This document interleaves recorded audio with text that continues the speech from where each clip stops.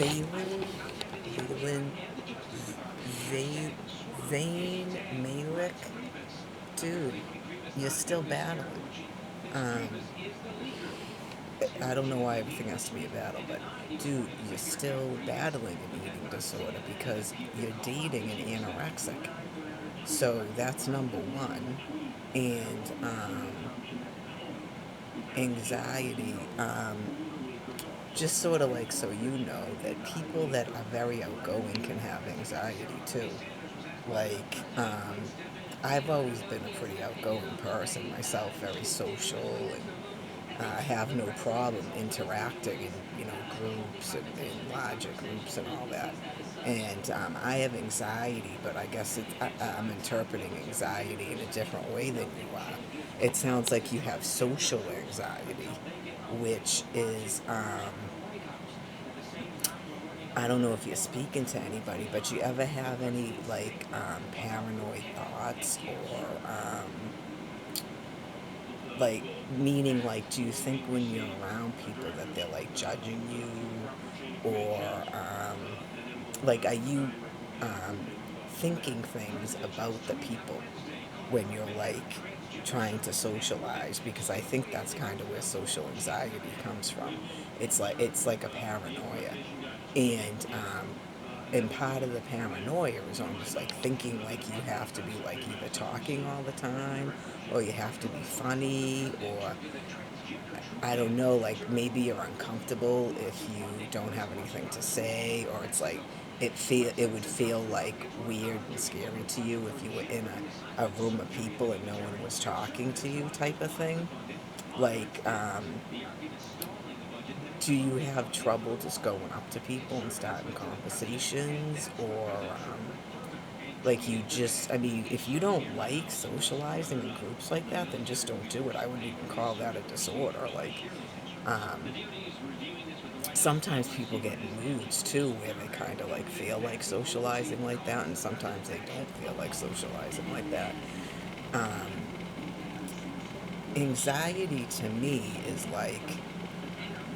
um, like panic attacks, and you get like shaky, and you feel like a tightness in your chest, and you can have sweating, and I mean, you can have like a really bad one where your heart's pounding, and you feel like you're gonna faint, and stuff like that.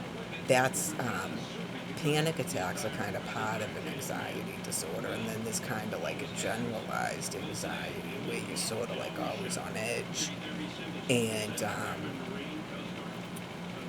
like if you can kind of like pinpoint where the anxiety is coming from, like I know where it's coming from. That's why I keep asking for housing that still hasn't come, which is like part of the, I call it a trial.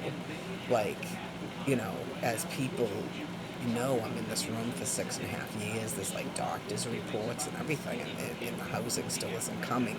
It's like a completely sadist society. Um,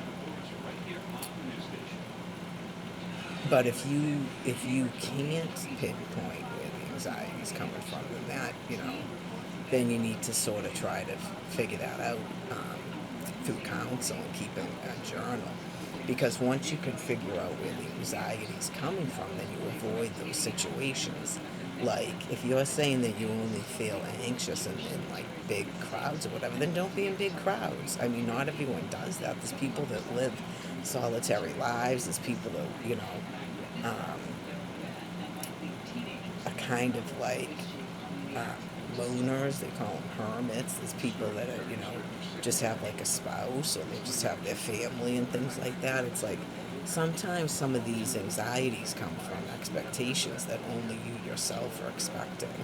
Like there's a worry within yourself about being weird, when it's kind of like, find out who you are and just, be who you are, and kind of don't worry about whether or not that's normal. Like, the only time really need to worry about that is when you're unhappy and you're having problems, like you were saying with an eating disorder. Like, you definitely got to figure out what's causing that. if usually, it comes from my family, and if you're still having contact with them, then you're gonna have more of a problem. Like when I was bulimic, I had to completely move out of this house to save my life. I went to the hospital twice, and then the second time the hospital wouldn't release me unless I was going somewhere else. Because that's where, and here I am again, and that's why I keep saying something about housing, because this is not a healthy place for me to be. And part of recovery is like realizing that, um, you know, it's not just a thing within you, that there's a reason why you were like that. And usually, in my opinion, those reasons can't be overcome. It's like you would have to agree to be like partially sick for the rest of your life just because, someone or, thinks that you're supposed to keep contact with some family.